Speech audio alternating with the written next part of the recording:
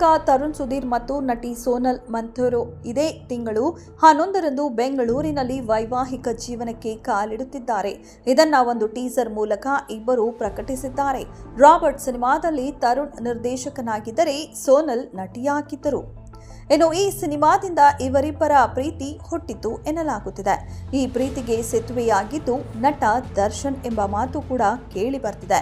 ಇದೆಲ್ಲದರ ನಡುವೆ ತಮ್ಮಿಬ್ಬರ ಪ್ರೀತಿಗೆ ಈಗ ಈ ಜೋಡಿ ಮದುವೆಯ ಮುದ್ರೆ ಒತ್ತುತ್ತಿದ್ದಾರೆ. ತರುಣ್ ಹಿಂದೂ ಧರ್ಮೀಯರಾಗಿದ್ದಾರೆ. ಸೋನಲ್ ಮೂಲತಃ ಕ್ರಿಶ್ಚಿಯನ್ ಧರ್ಮೀಯರು. ಇವರಿಬ್ಬರ ಪರಿಸರ ಸ್ನೇಹಿ ಆಮಂತ್ರಣ ಪತ್ರಿಕೆ ಈಗ ಎಲ್ಲೆಡೆ ವೈರಲ್ ಆಗಿದೆ. ಆದರೆ ಈ ಮದುವೆ ಆಮಂತ್ರಣ ಪತ್ರಿಕೆಯಲ್ಲಿ ಯಾವ ಧರ್ಮದ ಕುರುಹು ಕೂಡ ಇಲ್ಲ. ಒಂದು ಸರಳ ಒಕ್ಕಣೆಯೊಂದಿಗೆ ವಿವಾಹ ಆಮಂತ್ರಣ ಪತ್ರಿಕೆ ಮಾಡಿಸಲಾಗಿದೆ. ಆದರೆ ಮದುವೆ ಎಂದ ಮೇಲೆ ಶಾಸ್ತ್ರಗಳು ಇರಲೇಬೇಕಲ್ವಾ? ಇವರಿಬ್ಬರ ಮದುವೆ ಯಾವ ರೀತಿ ನಡೆಯಲಿದೆ ಎನ್ನುವುದಕ್ಕೆ ಈಗ ಉತ್ತರ ಸಿಕ್ಕಿದೆ. ತರುಣ್ ಮತ್ತು ಸೋನಲ್ ಹಿಂದೂ ಮತ್ತು ಕ್ರಿಶ್ಚಿಯನ್ ಎರಡೂ ಸಂಪ್ರದಾಯದಂತೆ ಮದುವೆ ಆಗಲಿದ್ದಾರಂತೆ.